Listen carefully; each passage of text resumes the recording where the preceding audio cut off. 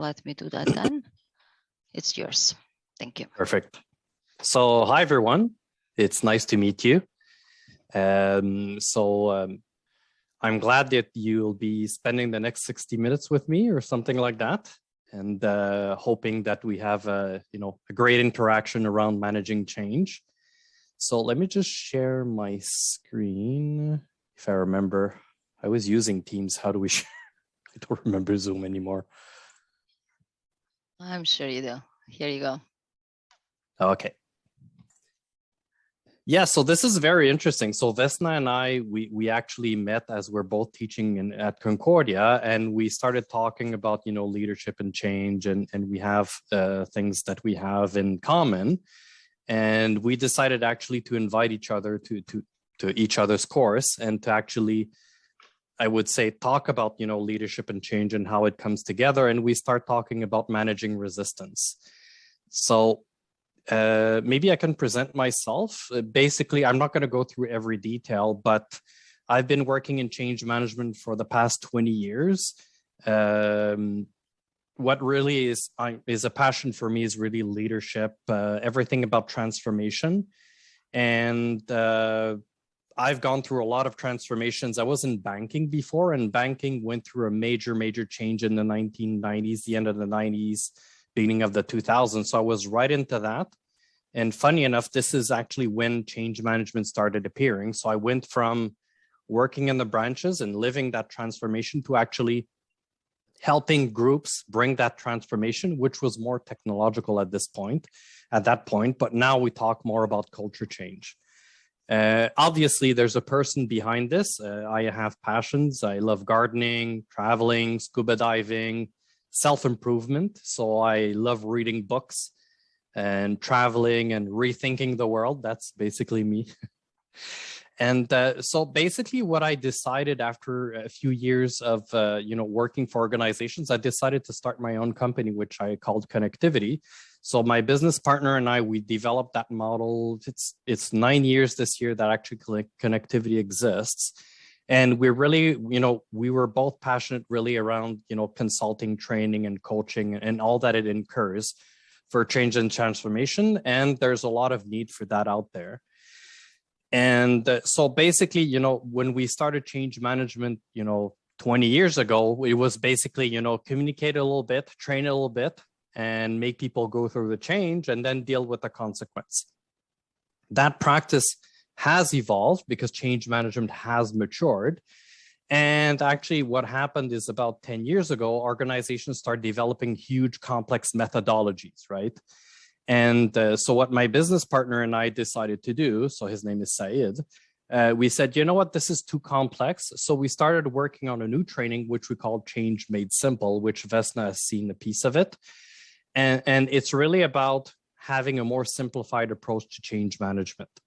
And, across all this, Concordia approached me to actually teach the course on engaging and leading employees through change, which is another approach, right? So there's a lot of ways of looking at change management across the board.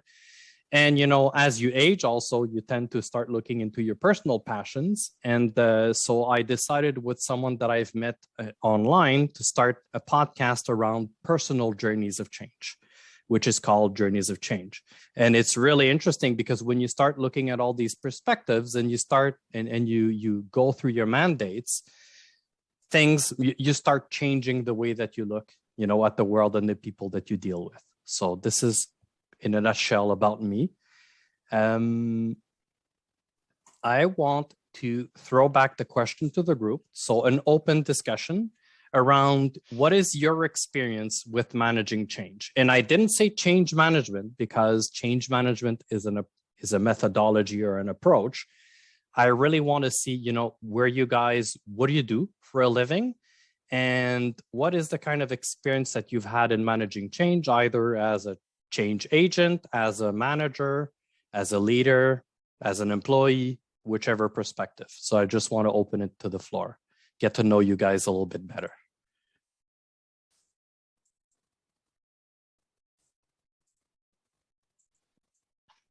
Who's breaking it? Anyone to go first? Yeah. Hi, my name is Steve. I can go first. Yeah, so just going back in 2017, I moved from Quebec City to Ottawa. Was my first experience in a English environment, working in English, and I was there for 6 months, and then eventually I had to start. There were no more contract available for me at the time, so I was moving from employee to subcontractor, and then so after 6 months, I had to start my own business. So I started my own business and traveling across Canada. So doing my first travel, taking the plane, going elsewhere where I didn't know what to do, what was the business. So I really kind of changed my whole life. It really changed my whole life, and after that, changing became part of my life. So I always say yes to new challenges and see where the life brings me. Okay, so you take change by the horn and you just go ahead with it. Yeah.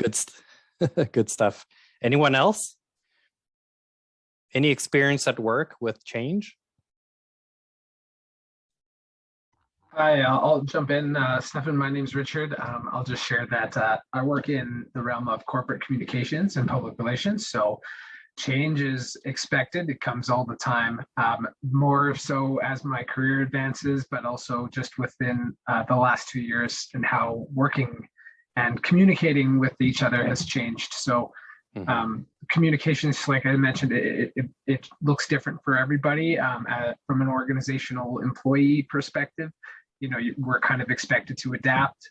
You are always looking for new ways of doing things, but also following the leadership of your executive team and your senior staff as well. So from a professional standpoint, change is never ending for me.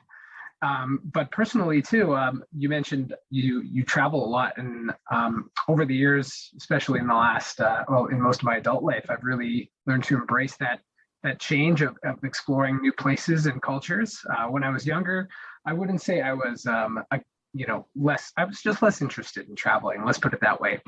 And then I find as you get older, you get more curious about different ways of life and how people live and do things differently, and start to be more curious about seeing places. So over the years, I've also really embraced traveling and have even gone scuba diving a couple of times. So I can relate in that sense.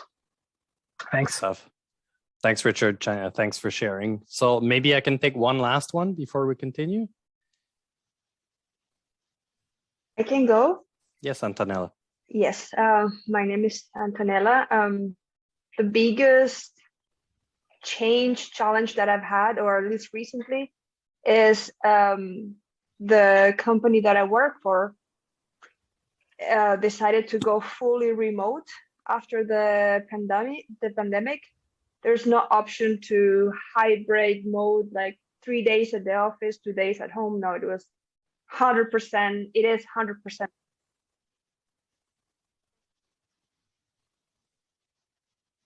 No, I think we lost you, Antonella. I can't hear you anymore.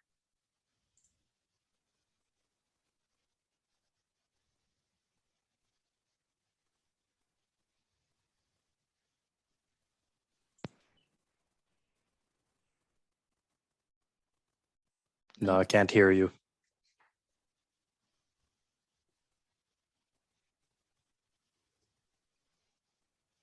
I'll give you 5 seconds. How about now? Ah, perfect. There you go. You qualified. the earpods. So yeah, like I was saying, when we moved from the office to remote work, my first thought is if my job was at risk, especially because I'm a network engineer and I'm at office. My role is mostly for offices or physical spaces. But as time has passed, like 2 years now, even like the physical spaces that we had have changed. The intention of it is not offices anymore. Now there are like meeting spaces. other type of gathering that are not necessarily offices per se. So our organization as a team had also to evolve to adapt to this change, to these new challenges in the company. So that's basically my recent, the biggest challenge in terms of change, managing change at work. Yeah, that's very interesting. Thanks for your insights on the pandemic. I think if there's one thing that impacted probably 100% of people is the pandemic. And going back to Richard's experience, I was a director of comms 2 years ago in a financial institution, and I did that for 2 years and a half, bringing the team through a transition. And we went head on to the pandemic, not knowing what we were going to do. And actually, we were changing on a weekly basis. And it was really, really a big challenge. And not knowing what was going to happen, everybody thought the pandemic would last a week, 2 weeks, a month, 2 months, 6 months, 18 months, 2 years. And now we're still changing. So we're right there with you, Antonella, definitely. So interestingly enough, managing change, everybody has gone through it in their own experience. And in organizations, it's also another way of looking how you bring your teams to move with you. So I'm just going to go. So thanks for this exchange. So what I want to do is send everybody into breakout rooms. How many are we, Vesna? How many groups can we do?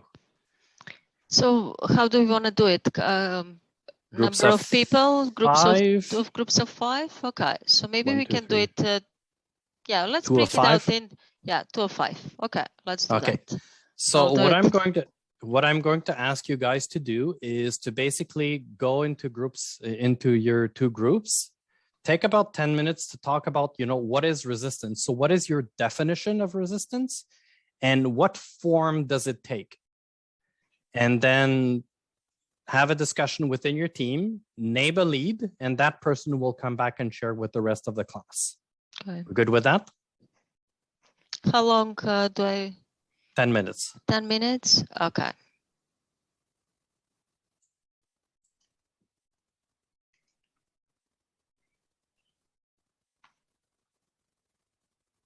Super. Thanks. Thank you. The core.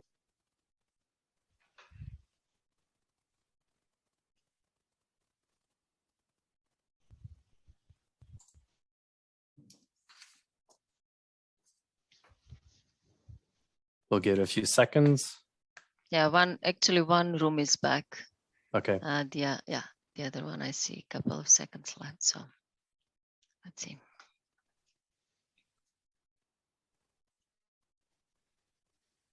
Here we go. There, welcome back, everyone. So who are the team leads? Hugo and Mark. Perfect. So I ask you 2 questions. What is resistance and what forms does it take? Who wants to go first? Mark, you go? Sure, I'll go on. Yeah, I'll go on ahead. Go ahead. So it was interesting. We got different perspectives from everyone in the group. We all have different careers and challenges. Resistance was kind of, hold on, just looking at my notes. It comes off as being not accepting for what is to come. So it's all about managing expectations. The example was working from home and then going back to the office in kind of a hybrid system. Mm-hmm. And we brought up issues, of productivity. Do we sense productivity will increase if people, will productivity decrease if people are back in the office? There'll be a lot of socializing initially in the beginning, everyone excited to see each other, but there's a lot of discontent prior to this policy change. And even though 1 month notice was given, we still think that it's too short term because it upends a lot of people's lives. They've developed or they lived the schedule for so long, and you give them 30 days to find a new babysitter, for example. or to change their schedule around. Mm-hmm. There is a lot of talk of discontent. People are even threatening to leave the organization if there's no hybrid model. And even the expectation from management. Right now, they're able to schedule meetings very early in the morning, but if they do go back to work, then there may be some tardiness in the beginning. Maybe meetings won't be as scheduled as early as they were. So in this scenario, we don't think that the employees were given a voice or an open dialogue or an open discussion.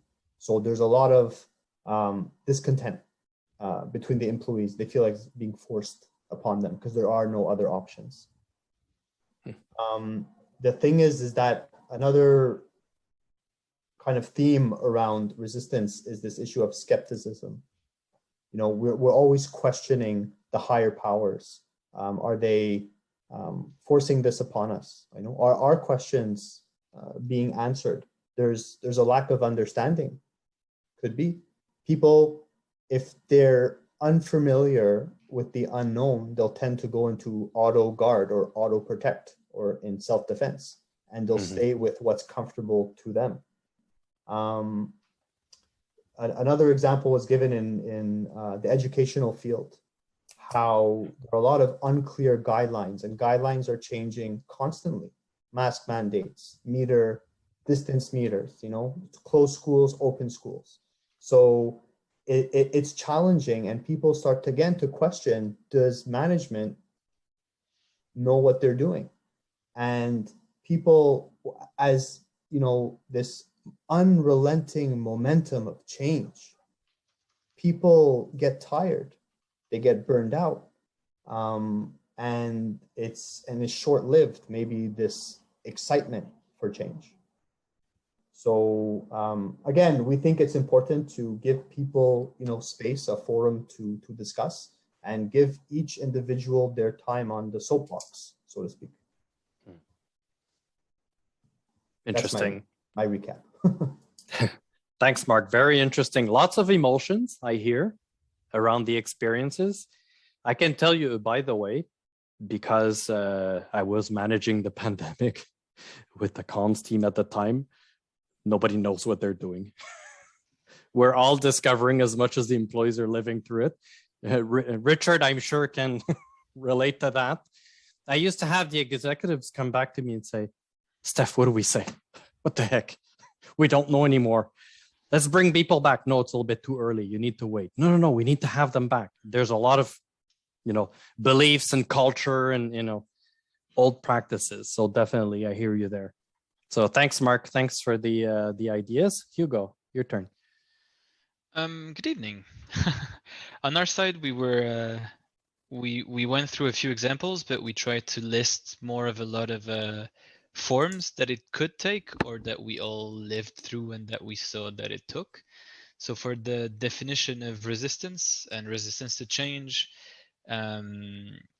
we went with going against a process, an individual or group that is going against a consensus goal or a direction given. One of the definition, we ended up cheating a little bit and checking what would a definition be, and it came out to be act or instance of opposing in general. Some of the forms that it can take, we discussed the fear of the unknown, and sometimes pushing it to not even asking ourselves why we are comfortable or why we do things the way we do them. And because we get comfortable, we get an even bigger fear of what we don't understand and don't know. That could lead us to denial, disagreement, not accepting that we actually need to change and it might be for the better, bringing some discomfort, lack of adaptation in a lot of people for all those reasons, either because you're ill-equipped to embrace the change or because you're upset and you're struggling to actually try and embrace it to begin with. And that could push, in one of the examples we got in the group, finding anything. If the change is forced upon you, you start working with it, but then you strive into finding anything that could be against that change and proving your point that we shouldn't have done so. pushing you to a fixed mindset, blind to progress, blind to innovation, not open to growth. And another example also could be in long experience in the same positions, or in positions or companies that come with a pedigree where you build overconfidence and you disregard the need of change or the proposition for change because you've been brought to believe that your way is the right way, and you're so convinced that you know what you're doing that you just simply oppose. Interesting. Yes, a more corporate view of change, definitely. So this is really interesting. So, you know, it's when we look at the pandemic, there's been a lot of those, and we talk about uncertainties, we talk about you know, forcing change upon people. And one of the things that's interesting that I haven't heard is passive resistance. And passive resistance, you might think that the people are actually following you and they accept the change. They just don't say anything. You guys have probably seen some people just leave all of a sudden and you didn't know why. And you learn 6 months to a year down the road that the person didn't accept the change. I heard just before that people were saying, hey, you know what? They said, if you don't bring this hybrid model, I'm leaving the company. To, funny enough, discover that it's the same thing in the other organization and the other one and the other one. And everybody's sort of discovering what it means to be hybrid. So I was working on a mandate just before in an organization where they were trying to define hybrid. And just this was a 9 months discussion. And in the end, they came up with something approximate. So that was really interesting. And there was a lot of forums and groups and discussions, and we couldn't get to an agreement. Really interesting. So other resistance comes. Perfect. Thank you for bringing those. Those are really interesting ideas. Let me continue with the to the other slide. Whoops. Zoom share.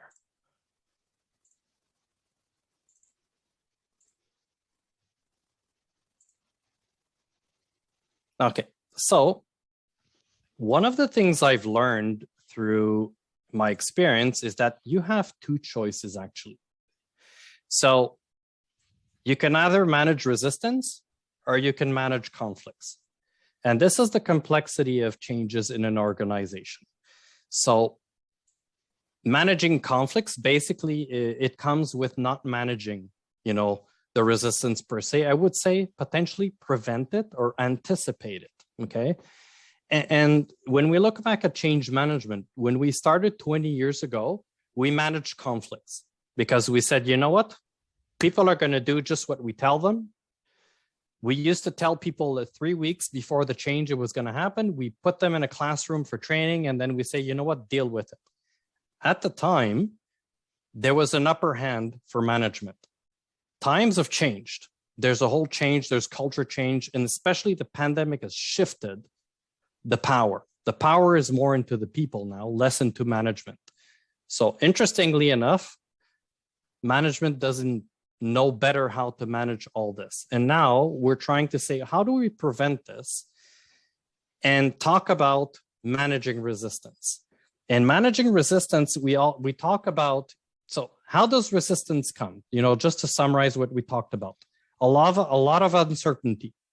You don't know where things are going. We were talking about the pandemic. We don't know better today. My clients, they still talk about, do we go back into the office? Everybody's doing it differently. And there's a lot of ways. Nobody has the right way. Everybody thinks they're doing the right way. So there's still a lot of uncertainty, and we're just getting out of the pandemic, right? Resistance happens when there's a surprise. You didn't know it was coming.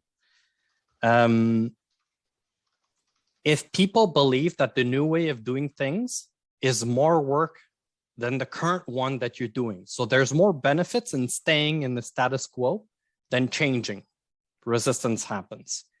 If the change that you bring me is making my world of work more complex than what it was, then I don't want it. I'm going to resist.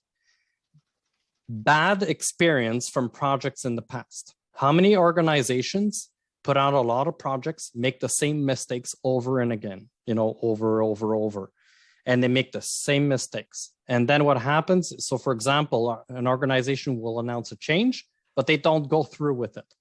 And it happens a few times, then people say, oh, you know what? Another change. You know what? It's going to pass. I'm not going to do anything with it. Passive resistance. So I stop talking. I don't say anything. That is still resistance.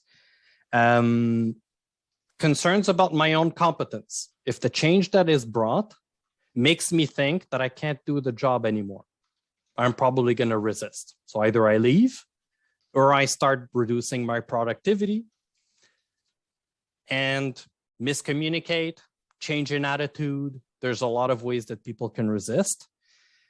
If a project goes faster than it should, that's an interesting piece because, for example, the project that I'm working on right now, when I came in August of last year, they said, oh, we're implementing in January. I said, yeah, whatever. That never happens. We're actually implementing in November. So took the time to really understand the change, who are the stakeholders, how it's going to impact them, and, start talking to different groups. And then decided that we had more work to do before implementing the change. So I went in prevention mode much more than managing conflicts, because I told them if they were going to do it in January, we're going to manage conflicts.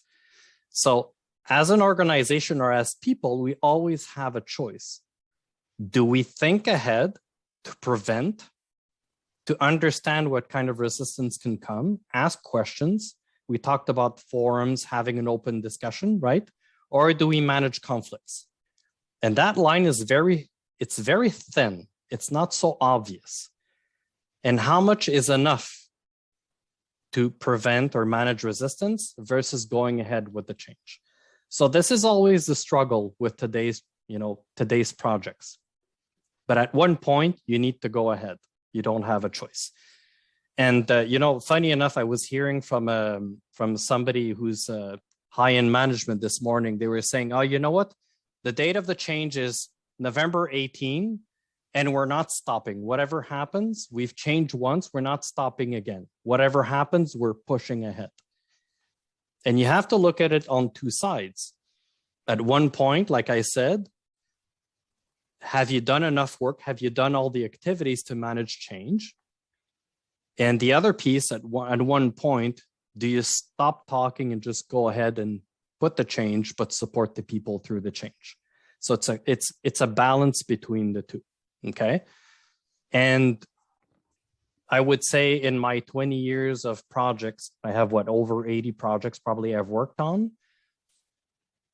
I've rarely seen where we have to manage conflicts, except when there was issues in certain groups specific to certain situations. But if you manage resistance and you put your activities out there to really help people understand and embrace the change, it's going to be much easier. So, two models I wanted to talk about around managing resistance. So there's two models we talk about in change management. The first one is ADKAR. So ADKAR was implemented by ProSci, and they believe that people go through phases of change, right? We talk about this in a lot of theories, but they talk about the D, which is the desire. What they say is that if you create the desire of change in someone, they will want to change. So it's awareness, desire, knowledge. You start with this, then it's ability and reinforcement. Their approach on change management, if you follow their certification, is really around understanding how people go through phases of change, okay? So there's good ways of looking at this. There's not so good ways. So they believe that resistance is normal and expected.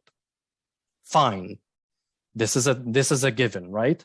But they're saying that you can eliminate the resistance to change if you bring people to desire that change.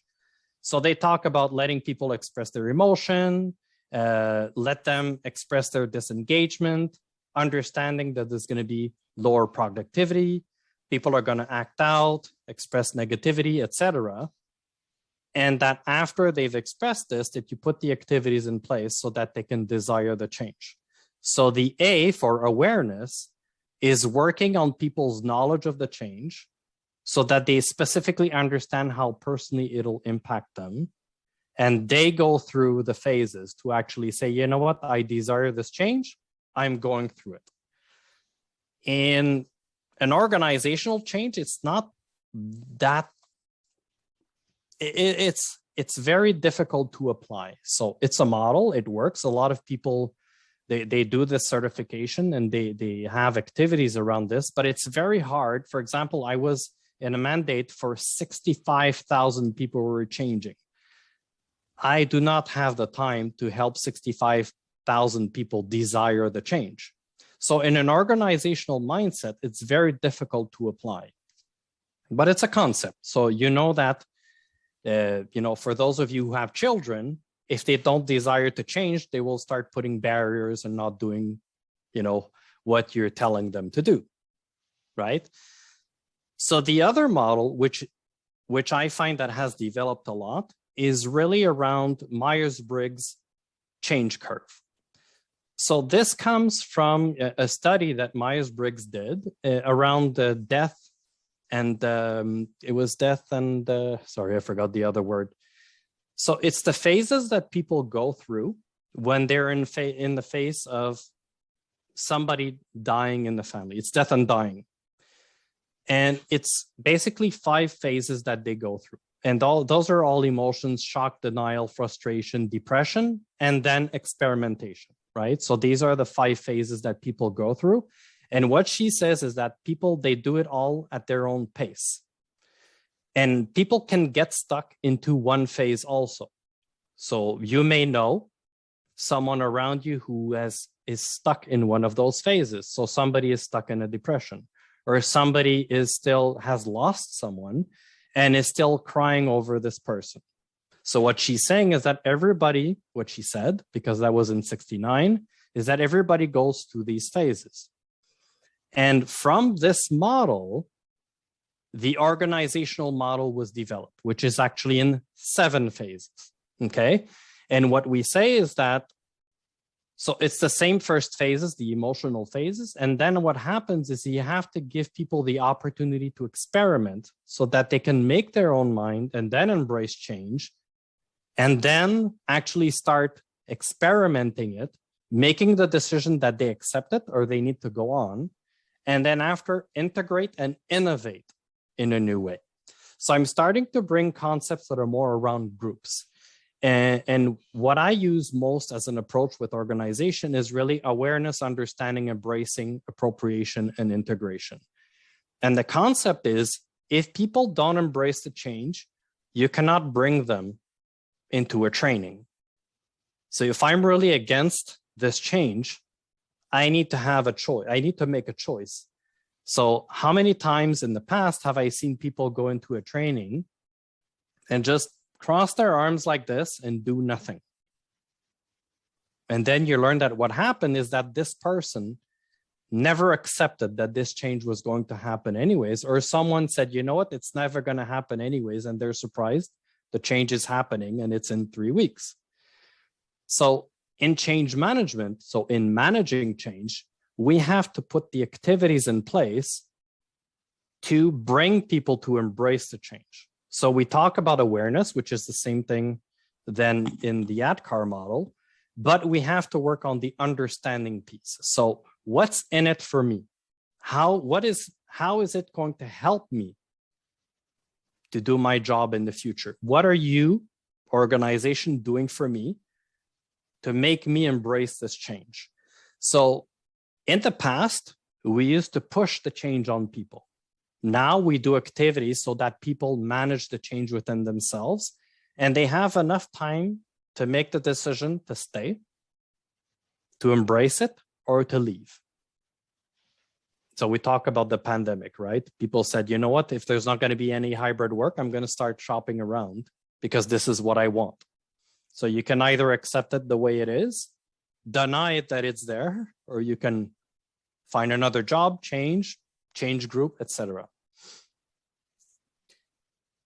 So the activities that we do in change management is really around each of these phases. So when I talk about a journey with my clients, I talk about a journey that first we have to tell them that the change is coming. Not 1 month before it happens, but 6 months to a year before it happens, and then work through them and put the activities in place. And change management has really 4 types of activities, right? Communications, engagement, training, and support. Communications and engagement is very different.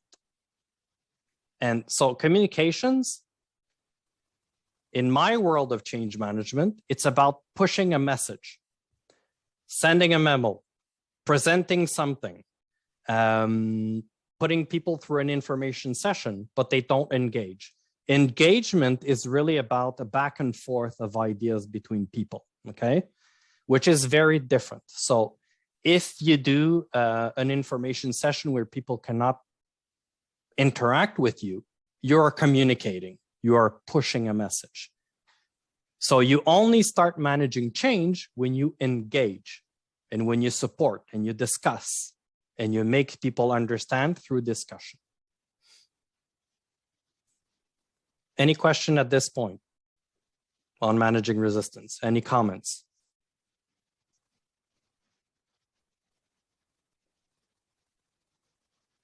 No?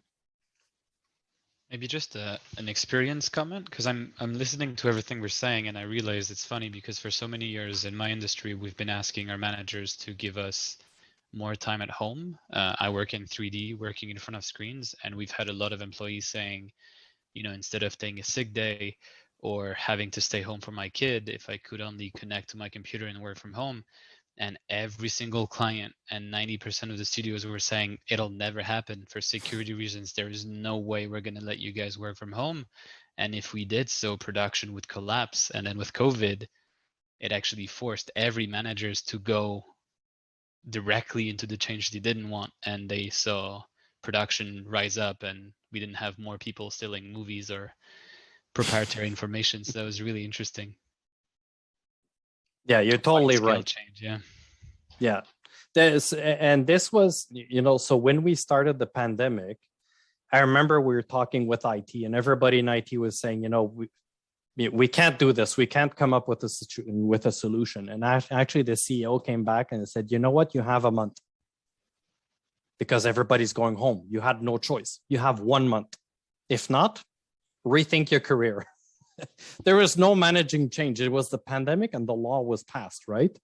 Yep. So interestingly enough, then after we learned a month later that there were solutions and we actually, what happened is we put the efforts in the right place.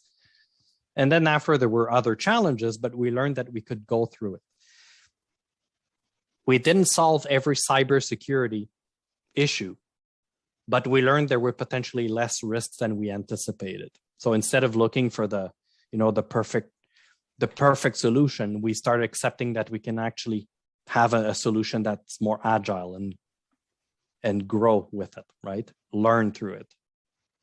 Definitely. Thanks, Hugo. That's a very good example. I have a funny situation where I was I work in software. I implement a ERP. And one project we had a key contributor, so it was one director or one lead, let's say one lead on the customer team, and we heard like whisper that he was against the project the whole time because we were replacing his legacy system, and he went through the whole project just to the end. And then just a few weeks later, he left. But he went through the whole process of doing the project, going against it, but still doing his work, and at the end leave because he didn't like the project at all. But it did go through the whole process and decided, I'm not gonna change. So it's quite interesting. I have actually rarely seen this, that actually somebody who actually owns the project goes through the whole thing and leaves 2 weeks after the deployment. That's a lot of hoping that it'll never happen. Yeah, it was the first for me. That would be a first for me too. I've seen sponsors resist. I've had that. Or people near retirement not letting go at the past and hoping to sabotage the project along the way. So I've seen that definitely. But staying through it, that's an interesting one. Anyways, so now he can put in his CV that he made it. Any other comment before the next slide? Yes, Robin. Yes, we often get change imposed upon us way beyond the CEO level that comes from the government down and that kind of a thing. And what's a strategy to put in change that no one in your organization, even the CEO, would not believe in? So what's the secret there? Because we often have that case. The government's changed, the policies change. We're in education, just so you know. So your question is, okay, so that you're being imposed a change by a law. Well, maybe not. Maybe it could be a governmental change, could be a decree, could be something. Often we take the side of, well, look, it's not us. We can't do anything about it. We have to implement it. We got to go ahead. So we don't want to be the bad guy. We blame them. Is that the side you should take, or should you try and believe in the change even though you don't? I mean, that's the conundrum we're sort of stuck in. Yeah. So that's an interesting one, and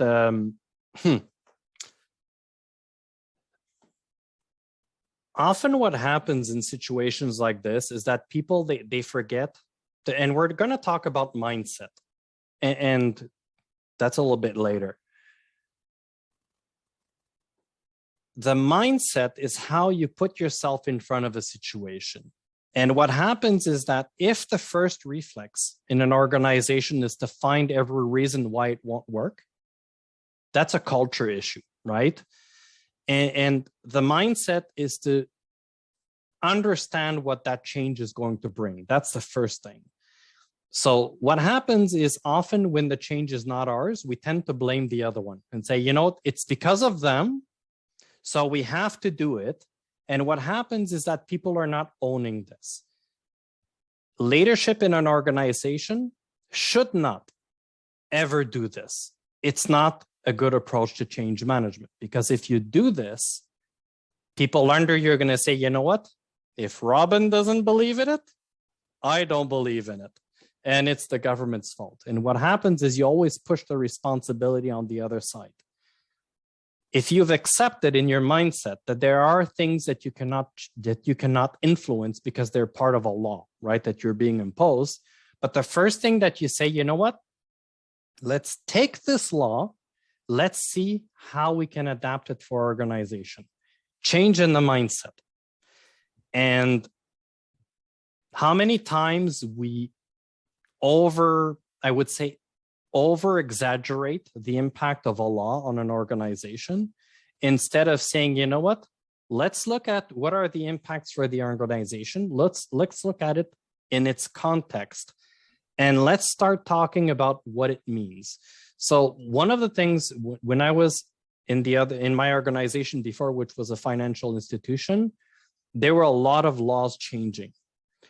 And what we used to do is, instead of getting the change, we got out a new approach, which was lobbying. So we start talking to the government, because we knew if we didn't influence them to not go the whole way, that we're going to have change that we didn't want to get. So that was one way that we did it. So I would say, first, you have to understand it. What is it going to bring? What is the real impact? Measure it truthfully.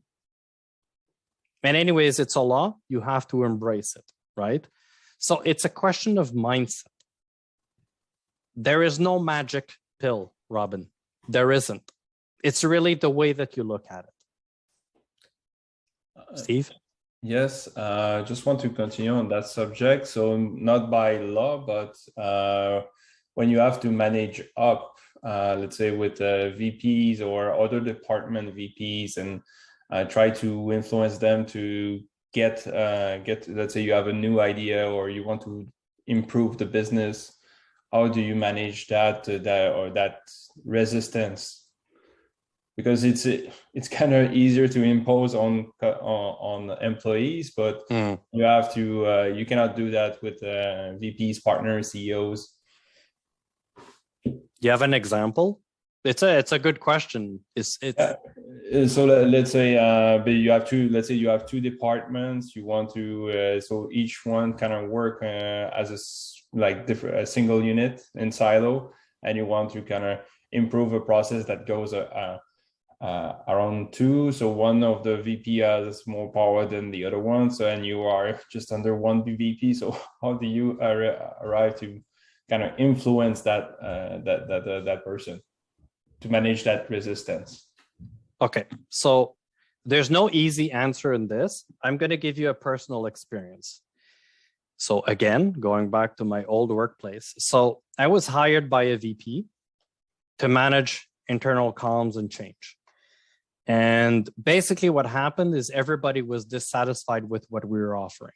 And she said, you need to come in and really reorganize the way that we work. My biggest problem is that it's not a problem. The biggest challenge I had is that my main collaborator, he managed 1,000 employees. We were 5. But I knew that there was change that was needed. I tried building an alliance, didn't work. I tried bringing more information, helping understand what were the issues at hand, didn't work. So at one point I said, you know what? I'm going to start with myself. So I went there. At one point I said, let's have a talk about your satisfactions and dissatisfactions of my group. I said, oh, now we start having a discussion. So we had long hours of discussion around this. And what happened is that I promised to make changes on my side, but asking for collaboration and partnership, that I couldn't do it only with myself. So that alliance was created by first promising the change in our group. So what happened is we changed the way we collaborate together, the tools we were using, when we were meeting, what did we talk about the processes in comms and all that. We did that for a whole year. And then I started going into attack mode and then asking them for collaboration so that they make change. It took time, but once I've dealt with all the insatisfactions that we had, they were much more open. It's very hard to impose just like this, going up or going to your neighbor. You must first change your group before you change others. So it has to be a give and take, right? Or a give and give. But you have to change yourself. So that's the only thing I could say that I've experienced around this. Does it? Yeah. It really sounds what. Yeah, it really sounds good. Thanks. You're welcome. Okay. Stefan. Yes. I have something to share actually. Sure. Go ahead. From my previous workplace actually, because I moved from Montreal to Calgary very recently. Over there, what happened was once the company made some changes which were not obliged by the government. The company was making the changes because we were working from home. Don't you feel that like whenever there's some kind of changes, this company must consider the employees to let them know the changes that are happening? I know the change will happen, but there should be some kind of discussion amongst the employees sometimes regarding like the way of work we were doing. Do you think that's important? So how many employees are we talking about? I was working at IKEA. We're talking about more than 12 to 15,000. Okay. So, and that's why I wanted to ask the question, because you know that it's not that easy. Yeah. Remember my 65,000 people? Yeah. That was with Avon. And obviously a lot of people felt that there was no exchange. We went through group discussions and tons of them, but we had to choose, at one point we need to stop. You need to get a sense and inform people. I would think that there is a difference between imposing a change on 12,000 people inside a month versus over a year, and you've had discussion groups and all these different things. So the groups, so the current change that I'm helping an organization go through is around 2,500 people across Canada in 1,800 organizations, right? On top of ours. Can I touch everybody? No. We are starting to have group discussions, but it's going to be very long if we start talking to everybody. So my question would be, has there been in your organization discussions for this change? When I was working, actually, they made that change without any kind of discussion or without any notice, anything like that. Mm-hmm. Worrisome over there, because we have given to the company around 4 to 5 years or more than that. Some people have given more than that, but the company didn't consider that as well. Mm-hmm. So yeah. Yeah, so to answer you, yes, there has to be group discussions, there has to be engagement, but there has to be transparency also. What I've seen in a lot of changes that people do is they tend to forget to put out there what are the activities that have been done. So I've been informing, so we started doing this change in September, and with the pandemic, obviously it's a little bit harder to communicate, but now we're explaining everything that we've done. Who did we talk to? When? What came out of it? Surveys, everything. And we're putting it on a web page that everybody can go through. And one of the things I was telling them is transparency. What are the issues we've seen? You know, what are the resistance points? What are the activities? Making sure the recordings are out there so people can listen to it, re-listen to it, Q&As, a lot of different things. Make it transparent. Because as a change manager, I want to make sure that when we deploy in November, no group can say, hey, Steph, you didn't talk to us. You had a choice. So the other thing we've done also is we're building a support page where people can actually submit questions. They can ask for support. They can make a request for knowledge. They can reach out to us. They have our phone numbers or emails or and all that. It's 2,500 people, but we're putting activities out there. If somebody comes back in November and says they never heard about the project, I think I'm going to ask myself questions. But that's what I would say. Sometimes organizations have done a lot of activities, but they haven't been transparent in telling people what has been done. So there's these two things that can happen also. Okay, thank you. You're welcome. Maybe Stefan, I have a question/comment. What's the response on those activities? Let's say, are people really asking questions? Is there an engagement that you see over there, or it's you feel the management is doing it for the sake of doing it to ensure that the information is passed? We tried, we did all of this. You never kind of bite into it. Yeah, what's your take on that? So I would say that the groups that we've engaged have been very receptive. One of the things, so having done a lot of projects, there's always a condition for me to take a contract, and it's to do it my way. And for me, engagement activities is the key, engagement and support. Training and comms, for me, is the old way. Engagement and support is the way to go, to be there, to interact, to exchange with people. So the organization I'm working with, I told them, we're going to do it, we're going to do information sessions, we're going to talk to people, we're going to ask for feedback. We need to be told if it doesn't work, or if it's not going to work, or people, what are the challenges that they're going to go through. So the organization already had accepted part of the strategy before I even put it out. So that was one good one. People respond in their own time when they really feel the change is coming. The change is in November, so it's starting, to come out. People are starting to engage. It's normal that it takes time. And I would say normally what happens is 3 months before the change, when you start putting pressure, and people see consistency in your messaging and your communications, that's when they actually start engaging more. But I can give you an example. We've asked the 1,800 organizations to do a cleanup in their user base. So we sent an email out explaining what we want to do. And we've had a 60% response within 48 hours, which is pretty good. So we are measuring all the activities and the engagement that comes with it. And we have champions across Canada that are also asking questions slowly and engaging with people. So there's a lot of activities that we do to make sure that we have touch points, because a change journey is touch points.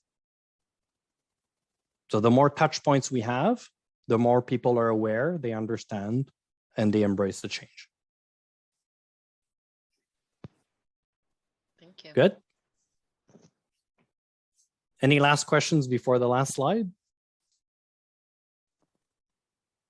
We're good. So change management for me is 4 things. The first one is a mindset. So we talked about it. It's looking at something with a changed mindset. It's a culture piece. And I talked about it just before. It's the way, so everybody's looking at the same tree. Not everybody's seeing the same thing. And one of the things is looking at a change, looking at an organization with a change mindset, okay? So it starts with you, with your beliefs, okay?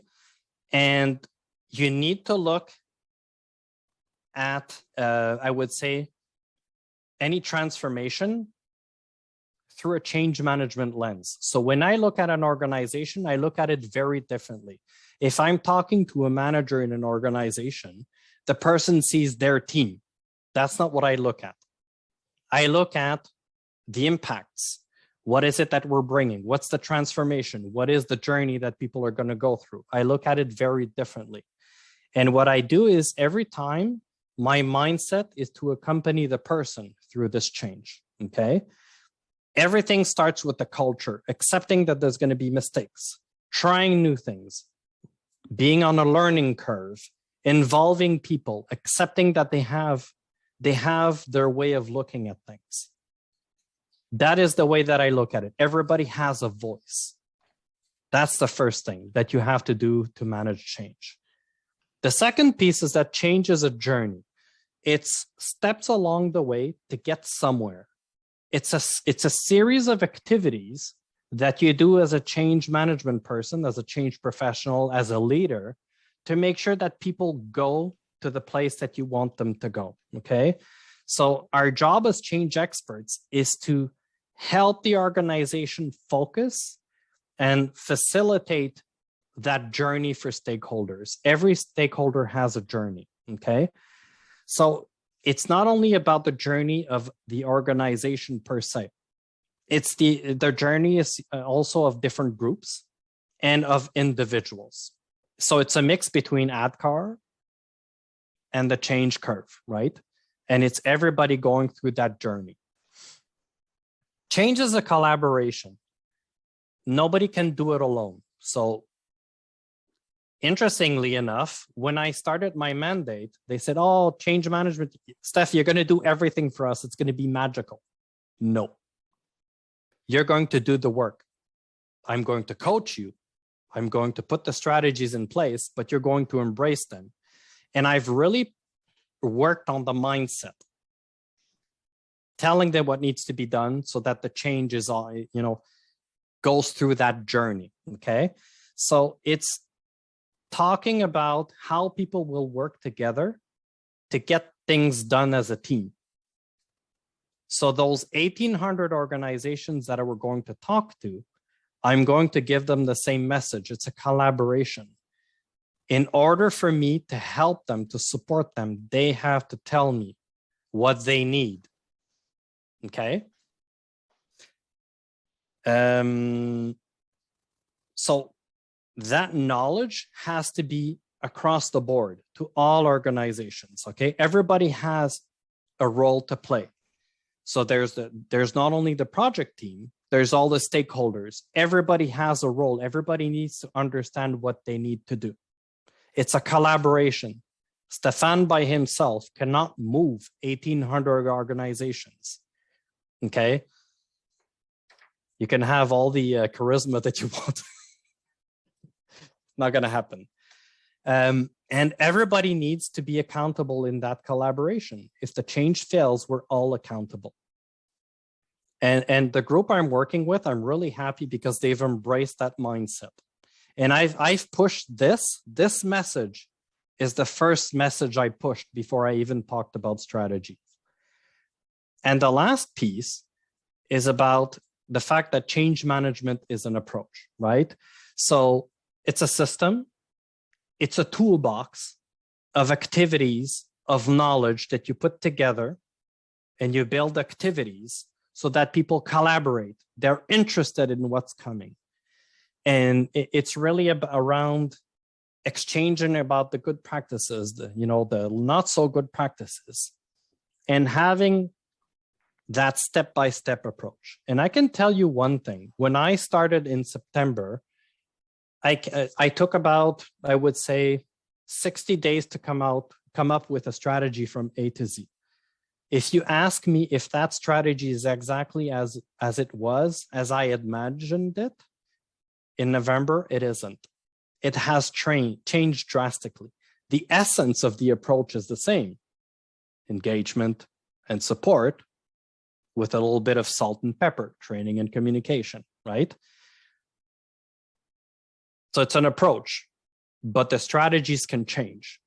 That's one important thing. So in my mindset, I'm also always available to change my viewpoint as I talk to people, with the point in mind that we're deploying in November. So we're telling everybody we are deploying in November.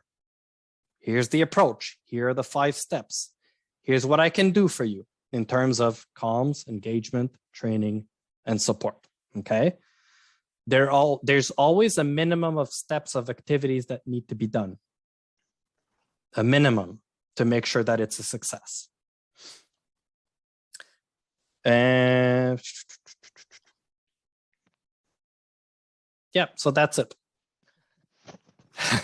Just you. making sure I had all my points covered. Thank you. Any thoughts around these 4 pillars of change management? I hope I'm not the first one to tell you something like this.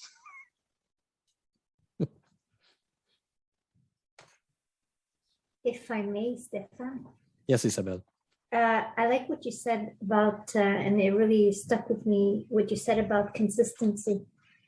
And I think that's the message that's vehicled to the people who are living this change. It really does have to be consistent, and the managers have to be convinced of the change. And we saw that last year.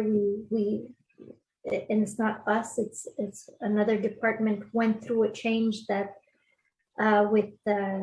they've tried for 5 years, different years to bring a change. And last year they actually did it. And what happened is that the managers in place really believed in that change. And it was clear that they were not moving. And they were there to, like you said, this is where we're going. However, they were there to support their staff, but it was clear, it was consistent. There were meetings. The meetings didn't stop because the employees were not happy with the change. They listened to them, but the meetings continued, and we're going. We hear you, you don't like it, but we're going. And finally, they did the change, and finally, they survived it. But it's important. It's that consistency is really key. Yeah, Isabella, I like what you're saying, and I can tell you one thing. So I would say the best leader that I've had to work with was my president at Avon. And interestingly enough, he spoke to everybody.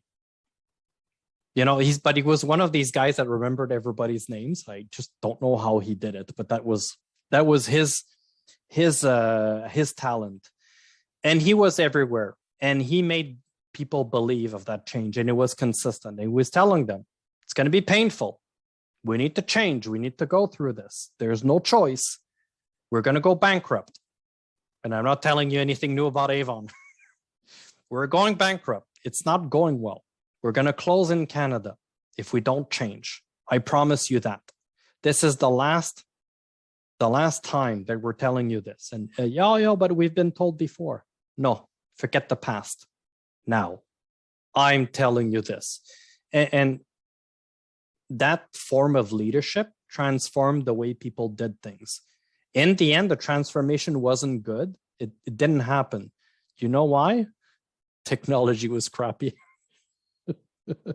But it's the first time that I had seen change management worked so efficiently across the board because people believed in it and the technology flopped.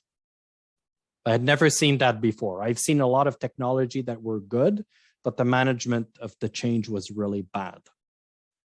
And it was consistency. I agree. Yes, Robin. What was the fact that he was that transparent, though, that there was going to be a lot of pain? Was that something that people had grasped onto well, or? Well, transparency is because most of the time you're positive, right? You're so positive. Oh, it's going to be good. It's going to be good. But now he's saying it's going to be bad, but we got to get through it. You know, was that something that helped, or? It was the truth. And at one point, it was the last resort. And that was the truth. It's not about, leadership is about, I would say, believing in the change and doing something that is really for the organization.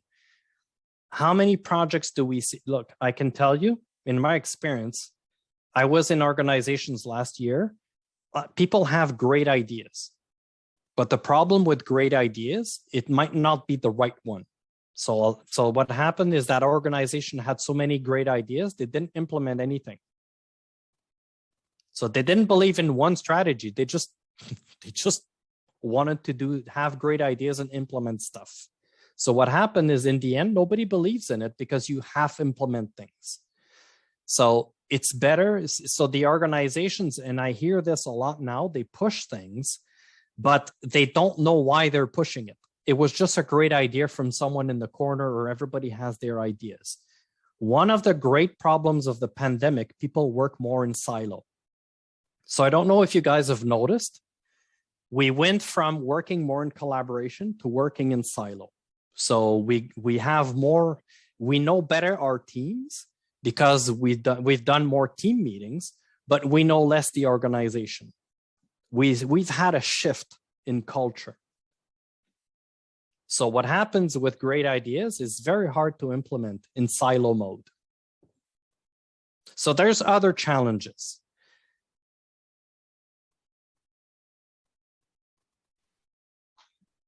Okay, we went quite a bit over.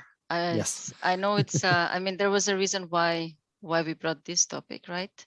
It's very real for everybody. We've all went through a certain change. Yes, the pandemic forced the change, but there is beyond the pandemic things that are happening. Transformation, it's across. I'm sure we can have you for another hour, Stefan. But at this point, unless there is another maybe last burning question, we're probably due for a break. I would like to just maybe wrap it up from you and tune out with the message, right? And you know, hopefully this got people interested.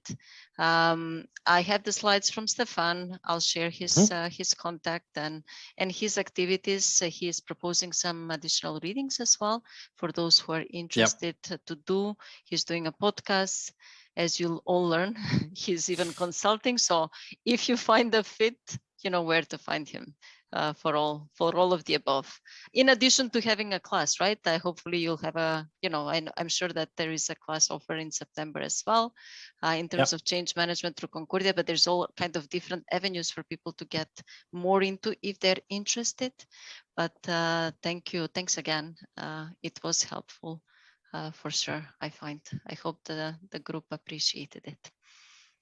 Thanks. Yes, it was nice to meet everyone. Thanks a lot for the interaction and the ideas. I wish you the best. I leave you in the hands of Vesna. Thank you. Have a good evening. Take care. Thank you, Thanks, Stefan. Stefan. Take care. Bye-bye.